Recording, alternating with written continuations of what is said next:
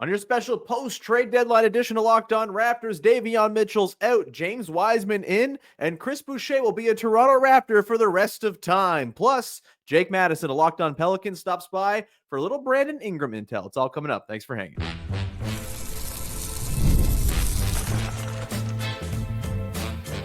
You are Locked On Raptors, your daily Toronto Raptors podcast, part of the Locked On Podcast Network, your team every day.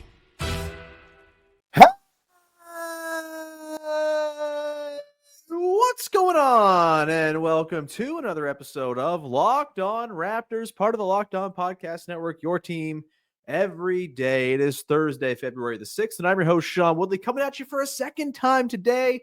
Been covering the Toronto Raptors for 11 seasons now on various platforms. You can find all my work over on Blue Sky. You can also find the show on Instagram, and you can join us over in the Locked On Raptors Discord server. You can also support the daily Locked On Raptors newsletter, where I had words about Brandon Ingram today. You can go and check out the QR code on the screen if you're watching on YouTube, or go to the link in the description of the podcast to go and support the newsletter. It's 100% free, and I think really good. So please go and do that. It makes me feel very, very nice about myself. Today's show is brought to you by friends over at FanDuel. Super Bowl 59 is here, and there's no better way to make every play more exciting than with FanDuel Sportsbook. New customers can bet $5, and if you win, you'll score $200 in bonus bets. Download the app or head to FanDuel.com to get started. We'll get started here on your post-trade deadline recap episode of the show. Later on, we will be joined by Jake Madison of Locked On Pelicans to talk all about the Raptors' big-ticket edition from Wednesday night, Brandon Ingram, who we did a full podcast on earlier today. You can go check that out for my full thoughts on the trade. I'm still fence-sitting. Maybe I've bumped it up to a 6 out of 10 and not a 5.5 out of 10. I'm sure I'll be like a 12 out of 10 by the time we get to the start of next season. But for now, 6 out of 10. I think it's leaning towards better than bad for the Raptors, but we'll see. Either way, we're going to talk about Brandon Ingram to see if Jake Madison can talk me in or further out on this trade. We will do that later on. But off the top, we got some stuff to talk about. The Raptors did some other things before the deadline, and none of it terribly enormous. A couple of things pretty expected, a couple of things not so expected. The number one thing that was expected, Davion Mitchell is sent out to the Miami Heat in exchange for a second-round pick in 2026, I believe. The Lakers' 2026 second-round pick, so probably not a great pick with Luka Doncic now on that team. Thanks, Mavs. But PJ Tucker also comes back. Three-time Toronto Raptor PJ Tucker. Will he play any games for the Raptors? Will he even cross the border and join the team? I don't think so, but he's on the roster officially at the time of recording, and so he's officially now a three-time Toronto Raptor. Shout out PJ Tucker, and shout out Davion Mitchell, man. He is gone. He is no longer on the Toronto Raptors, but, you know, this was a guy who started the season, I think, quite frustratingly and had his moments where he kind of turned things around. He was an effective player for this team. The defense is certainly going to struggle without Davion Mitchell. Him being on the floor was clearly good for the Raptors defense. They were 5.9 points per 100 possessions better with Davion on the floor than when he was not on the floor.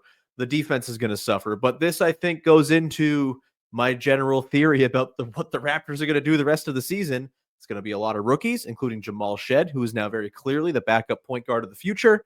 And it's going to be a lot of being all right with some losing, if that is what comes to pass from playing all of these rookies, and probably not playing a whole lot of Brandon Ingram or, the full collection of main starters together at all down the stretch.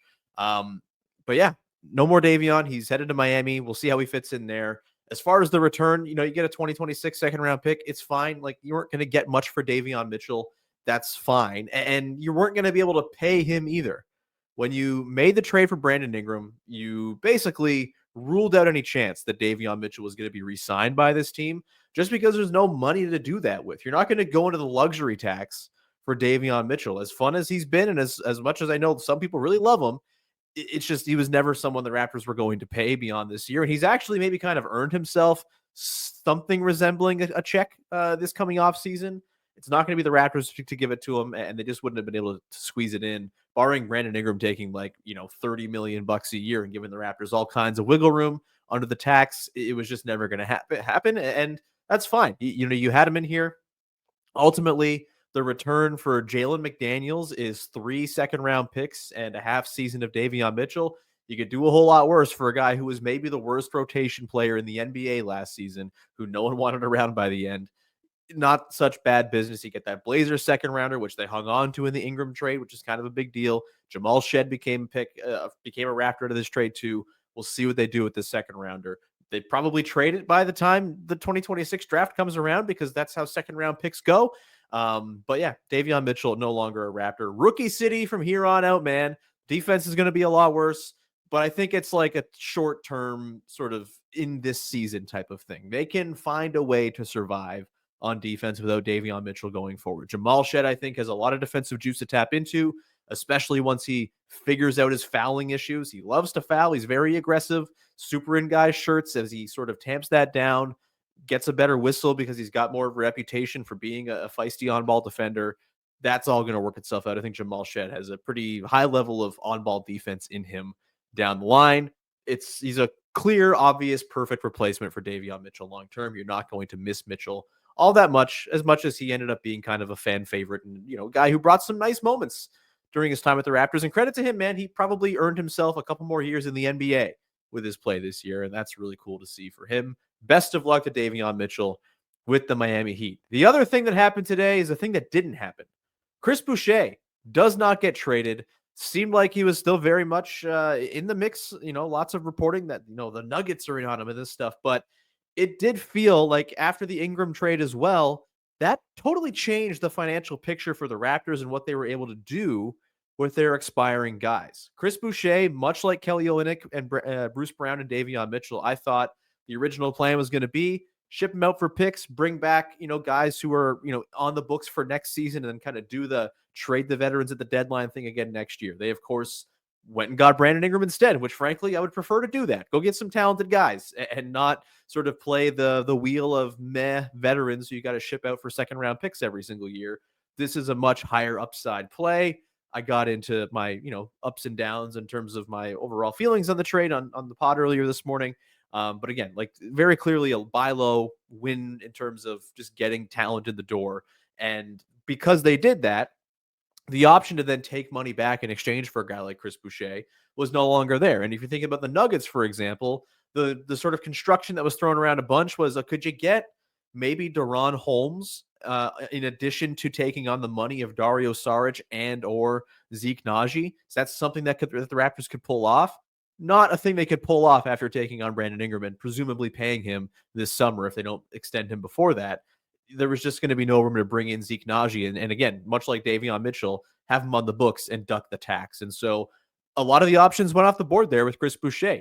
I'm sure there were teams out there who wanted him, but unless they had expiring money to send back that wasn't going to be on the Raptors books long-term, just probably wasn't there. And the Nuggets being one of the main teams interested, they were really taken out of the sweepstakes by the fact that Ingram was brought in. And so not terribly surprising that it didn't totally work out to trade Chris Boucher. Also not surprising that he once again survives a trade deadline with the Toronto Raptors and will continue to be here. Will he be on the Raptors after this season? It's hard to say, right? It all depends on what he's willing to accept in a new deal from the Raptors.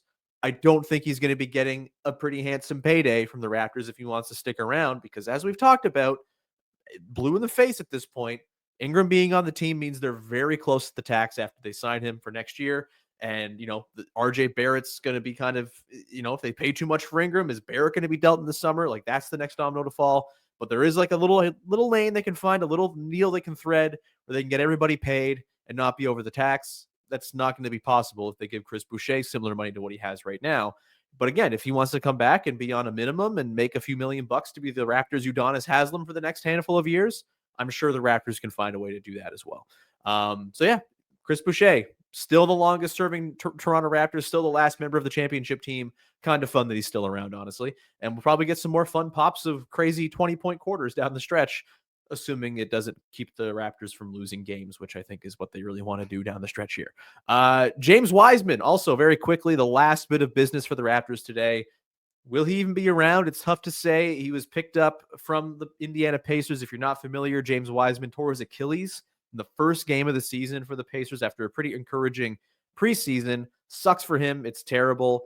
And he might just be a backup center option for the Raptors next year. Blake Murphy reported it's a top 55 protected pick, second round pick going to the Pacers, that after next year, if it doesn't convey, it's a washed thing. So it's not going to be, they're not going to be a top 5 team next year, in all likelihood, barring this Ingram thing working out real well. And so this is basically a free look at James Wiseman.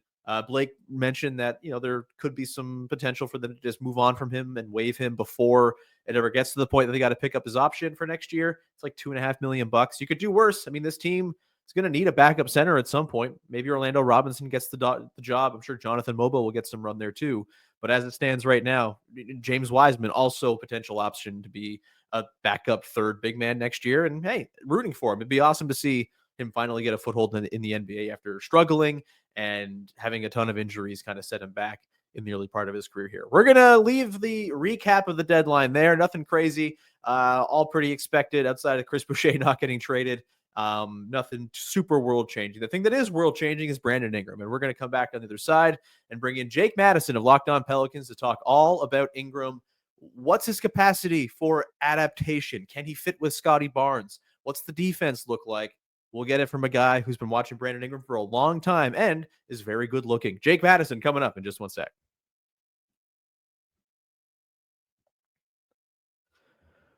Today's show is sponsored by BetterHelp. And look, what are some of your relationship green flags? We think about red flags a lot. What are the things we don't want in a partner or someone we're going to spend our time with? Why not think about the green flags? What are the things that are going to make a positive connection with somebody?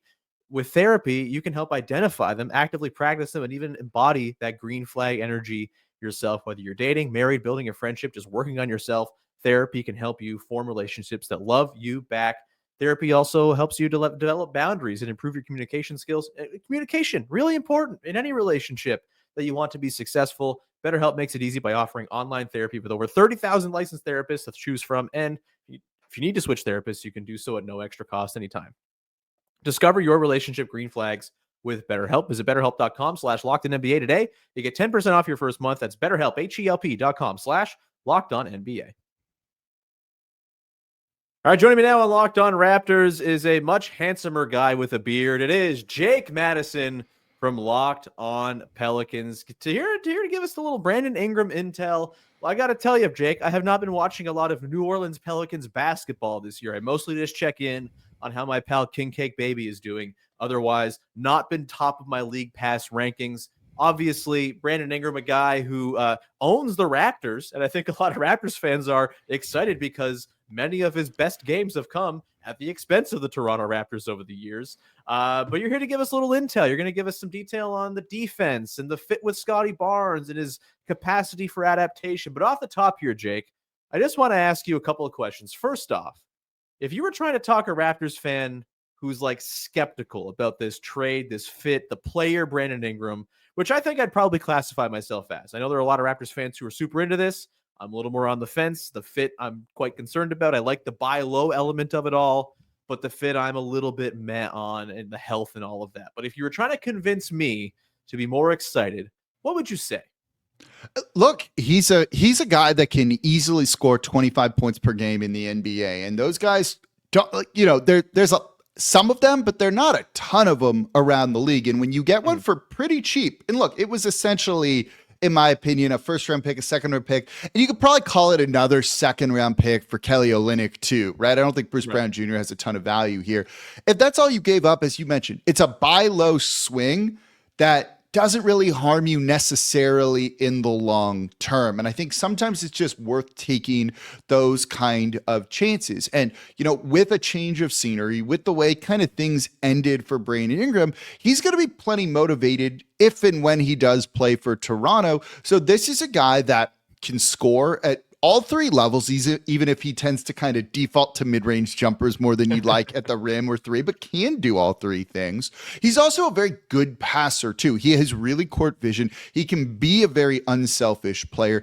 Great size, all the tools to, in theory, be a good defender. As a buy low, like take a chance candidate, yeah, I totally get it. Even if I were a Raptor fan, I would be with you being like, you sure that's what you want to do?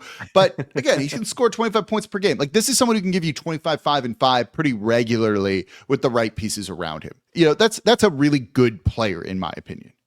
Yeah, for sure. Like it's, and the first round pick, I know people are kind of, losing their minds. The people who are unhappy with the trade are like, how is a rebuilding team trading a first round pick? It's not their first round pick. It's the Pacers' first round pick. The Pacers Which are is going to good. be in like the 21, 22 at Exactly. best Who in the draft cares, here. man?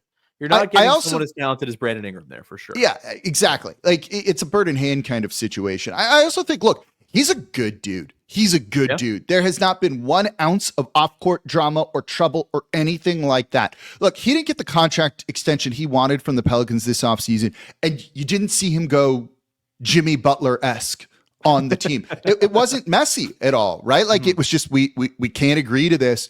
We'll figure out a solution. There was no messiness to it. This is a dude that just wants to like stay home with his family and go and hoop, and that's about it. Like you just don't hear those negative things about him. Like in a sense, he's like a very good soldier, kind of somewhat does what you tell him to do, and that's it. Like I don't know, that like fits into like any sort of team, I think.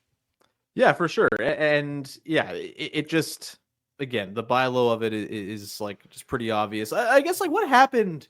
Why didn't the Pelicans want to keep him around? Is it just a matter of they have too many bloated contracts on their books and the Zion thing complicates everything and it just like didn't fit in? Or was there like a basketball reason why it was just not something they wanted to sort of take that bridge and go over? So I think there's at least 3 reasons why, and they all kind of like tie in together. So first and foremost is the contract, right? This is a team, the Pelicans, that has never paid the luxury tax in team history. So try to kind of do something about that. They were 1.4 million into it at the trade deadline, like they needed to do.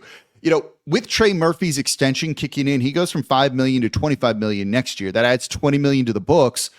They basically couldn't even re-sign Brandon Ingram at the $36 million he was making this year. That would put them like 19 million into the luxury tax or something like that. Like that's not going to work either for the team. So there's the financial considerations of it. And, he wants a max deal, or at least wanted. I don't know if that's going to be a realistic thing right now. $52 million average annual value for him. Like, no, like he's not worth that. He's a good player, maybe 40 to 42, but certainly not above $50 million per year. So that contractual stalemate, just you couldn't see them coming to any sort of resolution on that, bar in a CJ McCollum salary dump or something like that. And that just wasn't going to be in the cards here. He had the most value. So part of it was that, right? Part of it is the injuries. He has an ankle sprain and he hasn't played since December 7th. He takes notoriously long to come back from injuries. And it was to the point where I was saying on my show, I think we've seen him play his final game. And I meant that even if he doesn't get traded, I don't know if he was going to come back for New Orleans this year. That's just how it goes with him. Zion's the one who's missed the majority of time here in New Orleans, but Ingram has had a big hand in that too, to the point where the team was like, you're fine to play. Please go out and play. And he's like, I don't feel ready yet. And it's his body. I want to respect that. He knows it better than us. We don't feel what he's feeling. But when that's the regular thing, when doctors are clearing you, what's going on there, right? Like, sure. I don't know if that's a red flag or not, but it's something, in my opinion. And then the other part is the on-court fit with Zion just wasn't there. Brandon Ingram, is a good three-point shooter. He's a good three-point shooter. He doesn't take threes in the way that he should. This is someone who, for his career in New Orleans, has shot 37% from three. That's pretty good. But from his first year into New Orleans, that number was trending downwards almost every single year. It went from over 6 attempts per game to just 3.8 last season. When you have someone like Zion Williamson and a center that doesn't shoot threes, you need the other guys to shoot threes.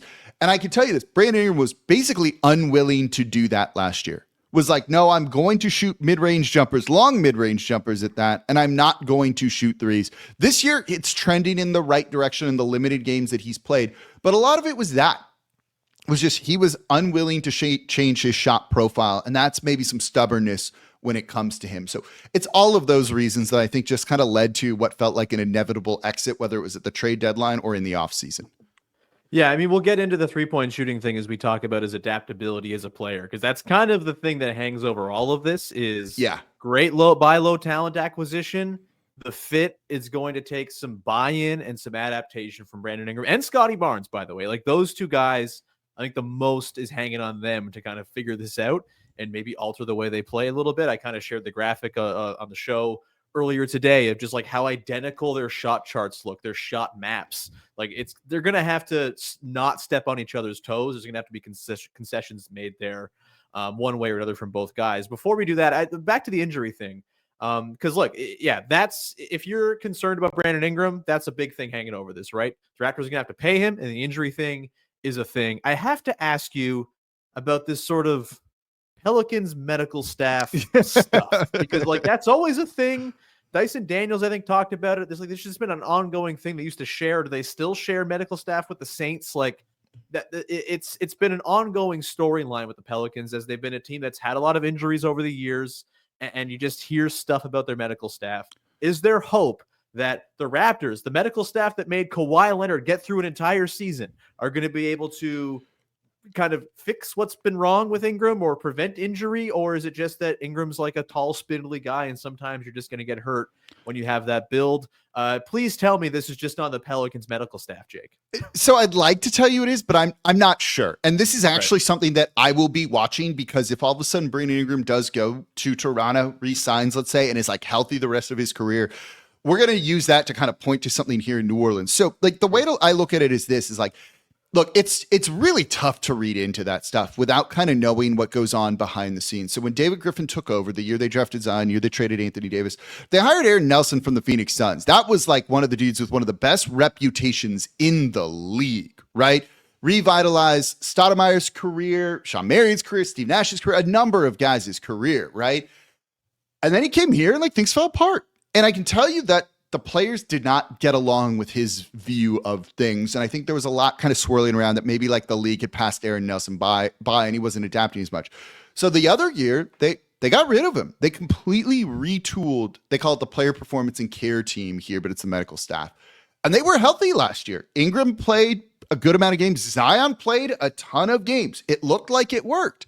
And then you go into this season and, oh my God, has it been a bloodbath here in New Orleans? So like, honestly, like I can't tell you. They were good last year. They were not good this year. I'm kind of basing it off of these 2 years with the new staff in place. It's like the shrug emoji. Like I have no clue. Like that's just one thing that I don't feel qualified to really claim on. 1 year was good. 1 year was bad. Is that a medical staff thing? Is it a fluke thing? I guess we'll kind of have something to like test it with what's going on in Toronto with Ingram here. Wishy-washy Jake, not trying to have a take on medical stuff that you don't have any intel on. How dare you? Bad podcasting on your end. Seriously, man. I'm going to get a call from Nick Angstad and David Locke and be like, what the heck are you doing? We're going to come back on the other side here and get into the on-court fit of Brandon Ingram on both ends of the floor. Can he fit with Scotty Barnes? Can he ratchet up the three-point volume? What was going on in 2019-20 when he was an all-star? And lots of really good things were happening and the threes were flying like crazy. We will get into that coming up in just 1 second. Today's show is brought to you by friends over at FanDuel. And right now, Super Bowl 59 is just days away. 1 game, 2 teams, endless possibilities. And there's no better way to make every play more exciting than with FanDuel Sportsbook. Whether it's predicting the first touchdown, calling the MVP, or even betting on the coin toss, FanDuel makes it easy to get in on the action with live betting all game long. So you can adjust your bets as the game unfolds and feel the thrill from kickoff to the final whistle. Maybe you're going to a Super Bowl party with some friends. You want to throw some money down on some action with them. FanDuel can be a great way to do that. Also, if you're really rooting for the Chiefs to lose, bet on the Chiefs to win. And so if they win, at least you get money out of it while you're sad that the Chiefs have won and got a three-peat going. And if the Eagles win and you don't get your money, that's fine. The Chiefs lost. The Empire's fallen. That's a great thing as well. The live betting feature lets you stay involved no matter what happens on the field, and the app is super easy to navigate as well. Plus, knowing that you can place a $5 bet and potentially win $200 in bonus bets for the Super Bowl, that's the icing on the cake. Download the app or head to FanDuel.com to get started. Just bet $5, and if you win, you'll score $200 in bonus bets. That's FanDuel.com. Bet with FanDuel, official partner of Super Bowl 59. Back out here with Jake Madison from Locked On Pelicans, talking Brandon Ingram, the on-court fit. Scotty Barnes, Brandon Ingram. This is the two guys where it matters the most. You know, people will talk about RJ Barrett as well. I think Barrett has proven he can kind of be a nice off-ball sort of cutter, get it on the catch, coming around curls, barrel towards the rim. I think he can fit with a lot of stuff, and I do think there's going to be a nice bit of synergy between him and the way Brandon Ingram plays on the ball. You mentioned the passing from Ingram. I like it.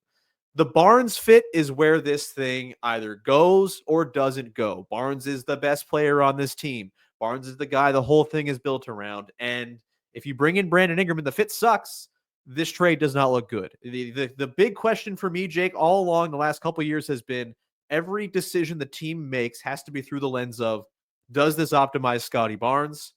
Do you think there's a way in which Brandon Ingram can optimize Scotty Barnes, who very clearly needs a better shot creator around him to help carry the burden? He's a fantastic defensive player. He's made a real defensive leap this season. He's playing all defense level defense on that end. We'll get to the defensive fit with him and Ingram in a little bit, but offensively, someone to take the burden off, free Scotty up to be a finisher, maybe get to the rim a little bit more. He works so much in the mid-range right now. Is there a way in which this can work and be copacetic on offense? And is there a capacity for adaptation within Brandon Ingram to see him take more corner threes or catch and shoot threes or, work more in sort of like pick and roll stuff with Scotty Barnes? Like, how can this work on the floor, Jake? Do you think it has a shot? Look, of course it has a shot, right? Like, these are two talented NBA players. There's ways to figure it out. Will it actually happen? I'm not entirely sure. I think you and I both, when this deal was going down, were like, that's really what they're going to do. When Toronto first got brought up as a team, like I see it and I don't see it, right? Which is kind of where we stand with all of this here, right? So I think when you're looking at the fit between Brandon Ingram and Scotty Barnes, there's like two areas that you're looking at here. One is as a creator for others. And he definitely does that. But the problem is going to be some spacing with that too. They tend to occupy the same spot. Brandon Ingram is not like a point guard where he's going to have the ball at the top of the 3-point line, surveying the court and going from there. His arena is right around the free throw line. You get him the ball there, let him operate kind of out of that post setup, high post, and let guys move around from there. Can Scotty Barnes do that? That's kind of Scotty Barnes' arena too, a little bit from I'm not a Scotty Barnes expert, but they're kind of both guys that occupy the same spot. So if Scotty Barnes has some adaptability, you get Brandon Ingram the ball there, let him survey, shoot a mid-range jumper, try and draw some defenders to him. Let guys cut around him. There you go. But is the spacing going to actually be there? And if he gets the ball there and Scotty Barnes is there, does all of a sudden Brandon Ingram draw a double team because of that? Because, that defender can help off Scotty Barnes right there and still be able to kind of recover and defend him. And if that's the case, that's where Brandon Ingram falls apart. You throw a double team at him and he does not do a particularly good job of beating that and can struggle to pass out of that. So when you look at him as a creator, as a passer, it's in that area and not like a traditional point guard. So, you didn't see a ton of Brandon Ingram, Zion Williamson, Ingram as the ball handler pick and rolls because that's just not the type of player that he was. So when you say Ingram, Scotty Barnes pick and roll, maybe in the high posts, but is there enough other spacing around to make that work? Or is just the paint going to be absolutely mucked up? And that would kind of be my worry with that. So that's part of the creation. I think in theory, but then it comes down to the 3-point shooting. And if neither of these guys are volume 3-point shooters, and they kind of are and they're kind of not, and I lean more towards not, that's the type of thing that worries me, especially when you have someone like Jakob Poeltl out there who's not a court spacer at all. And all of a sudden, you have three guys that don't have that 3-point shooting court gravity on you in your offense, and like that's not going to work in today's NBA. Totally. And like this is all going to work if Brandon Ingram can just accept shooting a lot of threes, right? Because he can do it. He's been a very good 3-point shooter, especially off the catch, it's right? Wild that he doesn't want to do that at times. Exactly. Like it has to happen. Otherwise, this fit is not going to work. But if he can embrace, working off the wings and working in the corners and then second side attacking and things like that, where Scotty, you bring a double to Scotty in the post and he's deadly. He's a brilliant passer in those situations in a way that Brandon Ingram is not. Like there can be some harmony there if Ingram is willing to play ball and shoot threes. Scotty also has to be better shooting threes as well. He's got to tap back into what he did at the start of last year. He's shooting 27% on catch and shoot threes this season. Not good enough. He's going to have to be at least mid-30s for it to be remotely functional. I believe he can get there. I think the 3-point shooting this year has been kind of wacky and wonky, and I don't know if I buy it being this bad. I also don't buy it being as good as it was at the start of last year, where he was like a 40% catch and shoot guy for the first 3 months. It's probably going to fall somewhere in between long term. But Ingram's the guy who's got the shooting touch. He's someone who can actually do it. Back in 2019-20, he took 5 catch and shoots a game, Jake. He shot 42% on those. What was going on there? How do we capture that? So couple things, and there's a point I also let me touch on a point you just made about him being willing to do that stuff. From, let's call it inside info here in New Orleans, being around him for a number of years, talking to people, the team, all that stuff.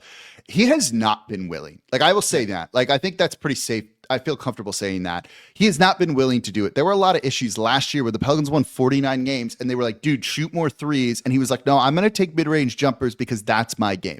Like, there is definitely a stubbornness to not shooting threes that in 2025 makes you want to rip your hair out with a player that's good at doing it. And when he rises up, you can't really contest his shot. The dude's tall. They had to abandon their offense last year because Brandon Ingram did not want to fit into that. That kind of led to a lot of this like exit too when it comes to it. Maybe getting traded and not getting your contract is like a wake up call. And that's kind of, I think, what you're hoping for in Toronto of like, oh man, like, I'm looking at a mid-level exception deal unless I change my game and Toronto offers me the bag that I want, because there's not money in free agency for him at all, right? Like, none of it's out there. He's got to make the most money. He has to play for literally the Wizards. So good luck. Yeah, exactly. Right. Like it's them or the Nets, and you're not going to go do either of those teams here. So like, this hopefully is a wake up call for him to be like, oh, I do need to be more adaptable than I've been, because he has not been adaptable. So going back to that first year here in New Orleans, look, I don't want to crap on awards or anything. You know, All-Star, he made the All-Star team, but he was also an injury replacement for that team, right? Like, this wasn't someone who was like voted in as like, oh, we got to get Brandon Ingram on there. He was definitely worthy of it, but that's at least a bit of an asterisk that you got to kind of keep in mind with that. You know, he has spoken about that year of like what changed. And he was like, well, we had Lonzo Ball, we had Drew Holiday. So we had 2 point guards for me to kind of play off of in a way that we hadn't before. And I think that actually led to New Orleans trading for DeJounte Murray this offseason of like, they kind of tried to take away Brandon Ingram's excuses for not shooting threes. That was the way to get him to do it. Okay, you want a point guard? Let's move some picks. Let's trade Dyson Daniels. Let's get you more of a pure point guard. And here you go. You better shoot threes now. And to his credit, the numbers back up above 6 in limited games this season. So that kind of worked. So if you don't kind of have that point guard on the team that's going to kind of be able to set him up in the way that he wants, that can be a part of the problem. You know, what I've always found interesting, what I thought those comments that he said, and this was at the end, his end of season media availability. So before the season started, before the off season, Zion's got as much court gravity as anyone in the NBA. Like, as anyone has in the NBA. And there are so many times that you would see Zion drop 2, 3, 4 defenders. There's that famous dunk of like 4, 5 Toronto Raptors looking up at him as he dunks, right? Like, still got through all that. That's what you throw at Zion Williamson, stop him scoring at the rim. Everyone's open. And so he would kick it out to Brandon Ingram on the 3-point line, who would then take 2 dribbles and take an 18-foot mid-range jumper, right? Like, it was there for him to take, and he still didn't do it. So I do find some of those comments of like, I need a point guard, not quite true. He just did not do it when he was in New Orleans. And I think to everyone here, it's still a bit of a mystery of like, why not? And I think it's just, you default to what you're comfortable with. And a long mid-ranger is what he's comfortable with. And to his credit, he makes them at a higher rate than most people do in the NBA. But it mucks up spacing, and it's still not the shot diet that you want. Yeah, I mean, that's the stuff that's going to lend itself so well to crunch time, where the Raptors have been really bad for the most part this season, right? Like, that's the kind of shot you're thrilled that you can go and get when the chips are down late in the clock, whatever. But in the flow of the offense, you're going to need threes. Like, this team needs volume. RJ Barrett, not a super high volume guy. Jakob Poeltl doesn't take threes at all. Scotty Barnes can't hit him at all. Like, it's going to be Emmanuel Quickley and Brandon Ingram charged with the starting lineup and the lion's share of threes, unless they make a move to either, move off of RJ Barrett this summer or make him like a supercharged 6-man with Grady Dick as a starting guy, which, hey, maybe that helps things a little bit with the spacing. But yeah, it's like, there's just got to be adaptation for it to work. It's why I've been reticent about the fit, as much as I like the just like the pure asset management of it all.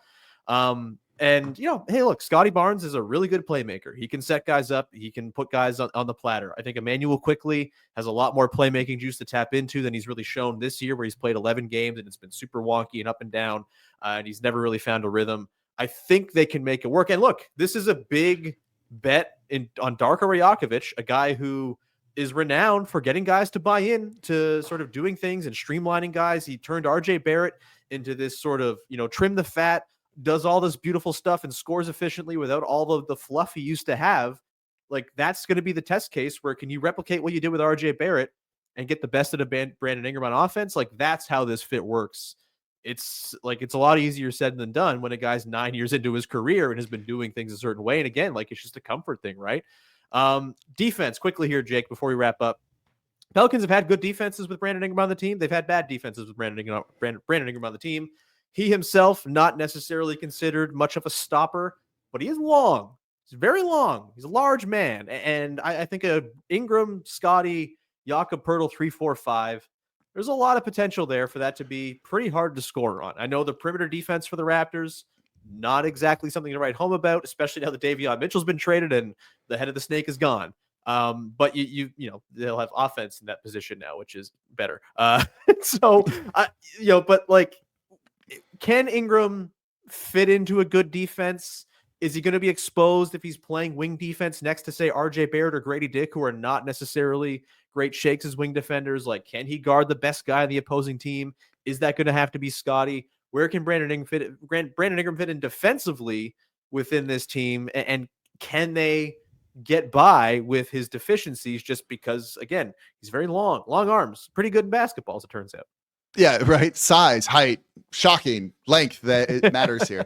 So I actually think he's a slightly underrated defender for kind of where people view him. That's not to say he's a good defender. I just think he's a little bit better than people give him credit for. And to his credit, you actually see him try on that side of the ball. And that's kind of what I found to be kind of the biggest hurdle for a lot of people is like, can you just care on the defensive side of the ball?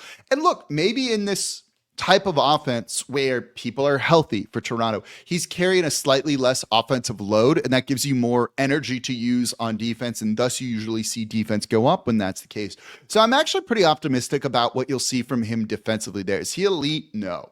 Do you see him guarding Kevin Durant and those type of guys here and there? And absolutely, you see that happen here in New Orleans and have. And I wouldn't say that he's been like, oh my God, this dude is so bad. It's really just carrying and trying because he has the tools to be a good enough defender is what I would call him and fit in with what a team wants to do. And if he was that bad, the Pelicans wouldn't have had the sixth best defense the past 2 years. We're going to not talk about this year and everything that's going on there. So I think that does say he can be fine, right? Like that's what it is to me. Don't look for him to be an elite defender. Don't look for him to be blocking shots and locking down guys. Be just good enough on there and let the offense kind of carry you the rest of the way. Yeah, and honestly, with Scotty Barnes being the world destroyer he's becoming, like, my God, it's probably fine. And again, just having that functional size is going to be pretty awesome for a team that, for the most part, has been rolling out Vision 6'5" all season long. Jake, this was awesome, man. Thank you so much for your intel. Do you have anything you want to promote for the good people out there? Obviously, lots of great coverage of the Pelicans over on Locked On Pels. What can people check out? We're breaking down the trade. I'm honestly not talking too much about the players coming back to New Orleans in this deal. Look, I think actually Kelly Olynyk will fit well, and I think they'll look to really actually keep him. He fills a need here, but this is more about the picks and just moving on from Ingram here. So how's this? I'll promote Locked On NBA Game Night. I'm on there on Fridays, recapping every single game. So I'll be on there later tonight with everything, breaking down all the biggest stories around the association, which will be the games going forward now that the trade deadline's over. Go and do that, Jake. You're one of the best, man. Thanks so much for rocking with me here, and we'll talk to you soon, I'm sure, to reflect once Brandon Ingram has figured out how to take threes and has made you feel sad, and the Pelicans feel regret for never being able to fix him as he plays 83 games next season. We will leave it there. Please follow, subscribe, rate, review. Go to the newsletter, the QR code on the screen. That's 5 days a week, original writing from yours truly about your Toronto Raptors. We got Toxic Positivity Friday coming up on Friday, which means I'm going to look at how this all works out well and what the sort of blue sky horizons might look like with Brandon Ingram if everything goes perfectly according to plan. We'll get to that on the newsletter tomorrow. Link in the description of the podcast. You got the Discord as well if you want to join our listener community. Link in the description. Free to join as always. We'll talk to you again Friday with Vivek Jacob as we will do a big 10,000-foot view of the deadline and what comes next for your Toronto Raptors on the podcast Friday. Until then, thanks so much for hanging. Bye-bye.